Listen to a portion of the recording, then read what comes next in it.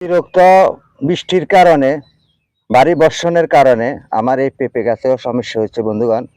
কারণ বৃষ্টির মাত্রাটা বেশি বেড়ে গেছে। কারণ এই কয়দিনের বৃষ্টিতে দেখেন আমার এখানে অনেকটাই পেঁপে গাছে নষ্ট হয়ে গেছে। কিংবা পেঁপে গাছের গোড়ায় পানি জমে গেছে। গাছটা কিংবা থাকে কিনা জানি না, গাছটা কিংবা মারা যায় কিনা জানি না। এখানে উঁচু করে বা মাদা করছি, তারপরে দিয়ে কিন্তু পেঁপে গাছে পানি পেয়ে গেছে। কারণ পেঁপে গাছে বেশি পানি সয় না।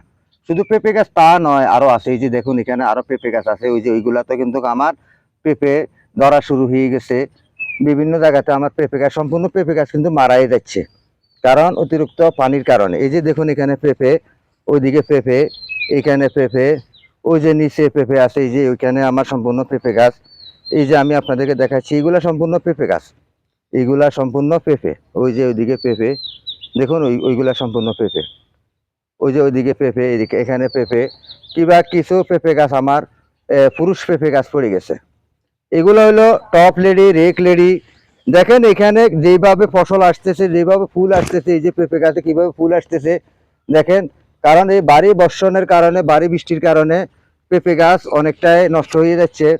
এগুলাতে এবারে ফসল পাবো কিনা আমি জানি না, কিন্তু এর আগের বার, গতবার আমি একটা পেঁপে গাছে আমার 122 থেকে 120-22টা পর্যন্ত পেঁপে ধরছিল।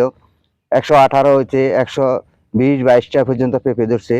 কারণ এবারে আমার পেঁপে গাছে বেশি ভালো হচ্ছে না, কারণ এগুলো পাহাড়ি এলাকা। আর তাছাড়া এখন ভারী বর্ষণ হইতেছে। এর আগে কিছু খরন গেছে, খরানেও কিন্তু পেঁপে গাছের সমস্যা হচ্ছে। যাই হোক, এগুলো প্রাকৃতিক দুর্যোগ।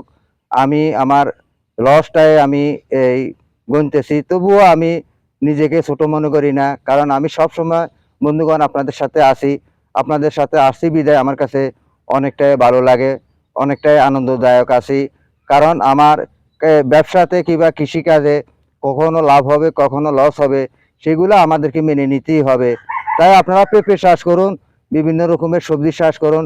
এখন কিন্তু গাছপালা লাগাইবার সময়, বৃক্ষ লাগাইবার সময়। এখন আপনারা পেঁপে চাষ করতে পারেন, তবে বন্ধুগণ মাদাগুলা উঁচ করে নেবেন।